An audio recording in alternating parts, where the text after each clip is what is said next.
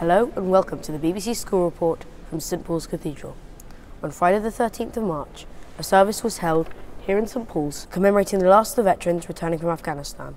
But the question often asked is, was this campaign worthwhile? Many think not. On the other hand, the military believe that the threat of extremist violence in the UK has been reduced and that Afghanistan has a greater chance of a safer future. However, many still ask, at what cost? Thank you, Magnus. By its end, the UK had spent roughly £19 billion on the Afghan campaign. That's roughly £2,000 for each British household, a huge burden on the British citizens in a time of economic austerity. 140,000 members of our armed forces undertook a tour of duty, many of them more than once. However, although the campaign has officially ended, the costs do not end there. A further 500 British personnel remain in Afghanistan in training, advisory and support roles. 453 British servicemen and women lost their lives in the campaign in Afghanistan, but the human cost goes much further. Many veterans are still recovering from severe injuries, both mental and physical. Nearly 20% of military personnel who have returned from Iraq and Afghanistan report symptoms of post-traumatic stress disorder or other mental health issues, yet only slightly more than half have sought treatment. Many are suffering in silence. Increased rates of smoking and drinking are strongly correlated with the stress of deployment and combat and can be extremely damaging and costly for soldiers. The negative health effects of active service can be felt for many years. Magnus takes up the story again. Thank you, Ben. Over the past couple of years, the issue of homeless veterans has become more prominent in the media. This was shown by the recent Evening Standard campaign, which was publicised by Boris Johnson sleeping rough to raise money for the cause. This campaign raised £1 million in total. In the 1990s, 20% of single homeless people were veterans of the armed forces. Fortunately, this number has been reducing. By 2008, it had gone down to 8%. Some reasons for this include better resettlement after veterans return from active service and greater intervention from charities such as Help for Heroes and Veterans Aid. In the light of these issues, we are fortunate to be able to talk to Canon Michael Hampel, precentor of St Paul's, about last week's service. Over to you, Guy. Good morning, Canon Michael, and thank you for joining us on School Report. Good morning, it's a pleasure. Firstly, can I ask you, why did the Cathedral hold this service? Well, the most straightforward answer is that we were asked to and we said yes, but it was also because we thought it was a very important service to be able to take part in and to provide a beautiful space in which primarily we were able to allow people who'd been bereaved as a result of their sons or daughters taking part in the Afghan operation, being able to be together and also to say prayers together, and just to acknowledge the enormous sacrifice that their children had made. How long does it take to plan an event on this scale, and roughly how many people took part in it?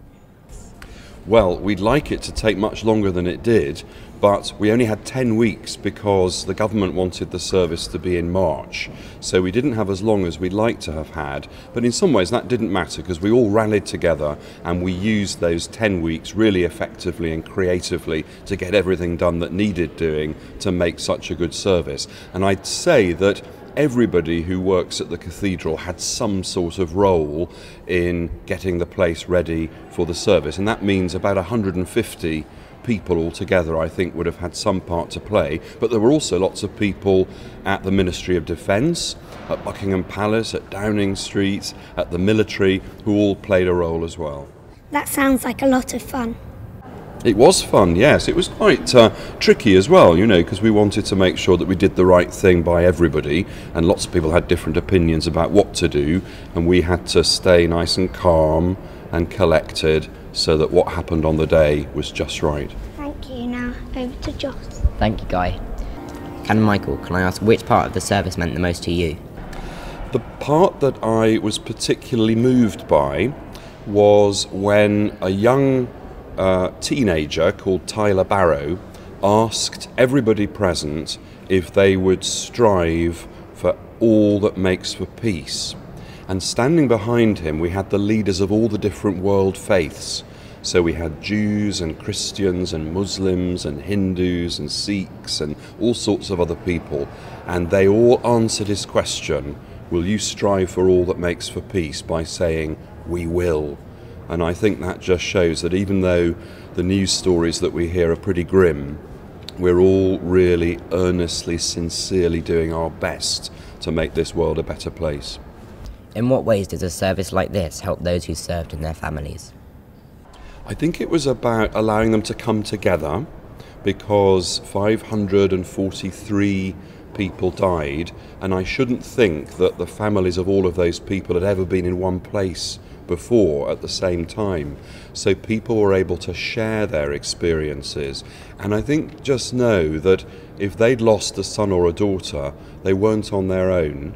And quite a few of the bereaved relatives commented on that afterwards. They said, now we know we're not alone. It was wonderful to get all that support from the nation, from the Queen, from all of the people around us. So I think support and a focus for their grief was very important for them. Thank you. Now Guy would like to ask you about the challenges some veterans face. Thanks, Joss. Do you think veterans are well cared for in this country, or do you think we could do more?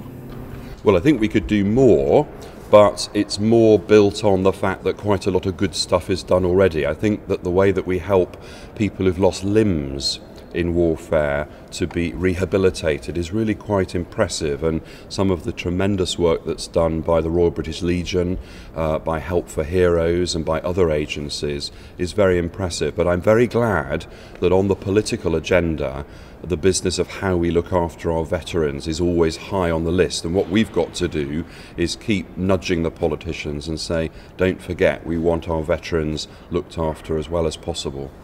Now, Nevin would like to ask you about the campaign itself. Thank you. Canon Michael, do you think sending British troops to Afghanistan was the right thing to do? And can you tell us why you think that? Well, I'm not a politician, so I can't necessarily answer about the rights and wrongs, but I do think that once we decide to engage in a military campaign, it's very important that we support the soldiers that have gone on that campaign.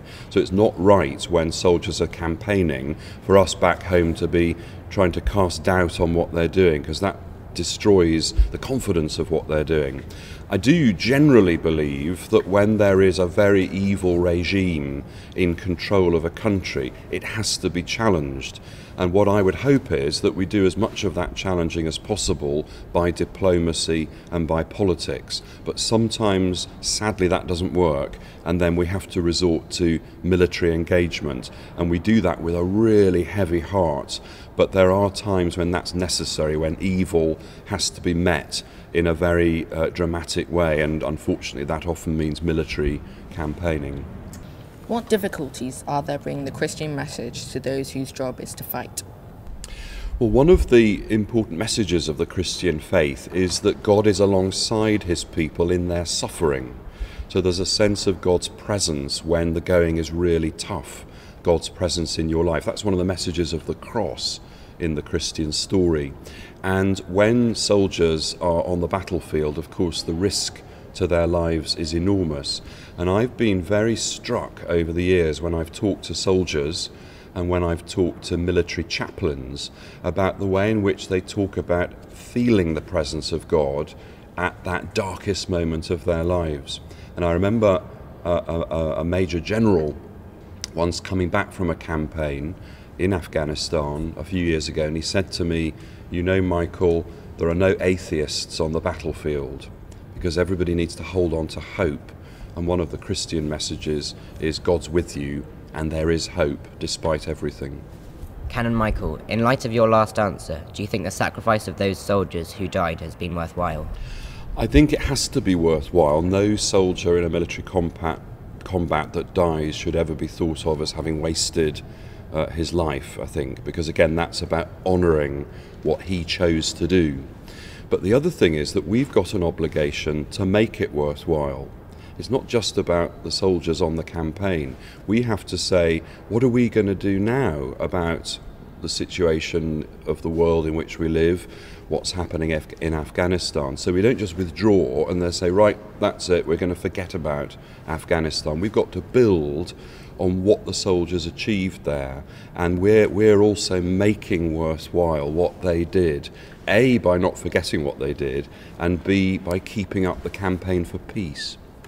Canon Michael, thank you very much for sharing your insights with us today. Now back to Magnus for more of the effects on the campaign on the Afghan people. Thank you. Since British troops pulled out of the Afghan campaign, many, like Sarah Adams, the mother of a soldier killed during the conflict, have feared that the campaign doesn't seem to have achieved what was wanted. Accurate figures are hard to come by, but there have undoubtedly been many thousands of Afghan civilian casualties, and around 30% of the population live in poverty. However, in some areas, massive progress has been made. In 2001, only 21% of children attended primary school. By 2011, that figure was 97%. The economy is more stable and growing, and in September 2014, the first democratically elected president took power. Ben takes up the story. Thank you, Magnus. The Afghanistan campaign has had many consequences for British soldiers, for the Taliban and taxpayers back home. Aiding the Afghan military, making the country better equipped and more secure, has been crucial, but many in the UK have been concerned about so much money being spent on foreign affairs, rather than the concerns closer to home. The human cost for many has been devastating, but perhaps this national commemoration service serves to remind us that there is hope in the darkness. The Invictus Games, for example, organised by Prince Harry last year, showed just what those lives have been blighted by injury can achieve. The games have transformed soldiers' lives by giving them hope that their lives are far from over after their time in the forces. The campaign has helped many Afghans to live in a safer place than under Taliban rule. In addition, the military and police forces improved thanks to Allied training. There must be hope for a better future in Afghanistan. This campaign was controversial from the start, and many still believe British troops should not have been there. The legacy for the Afghan people and those 140,000 British servicemen and women and their families won't truly be known for many years to come.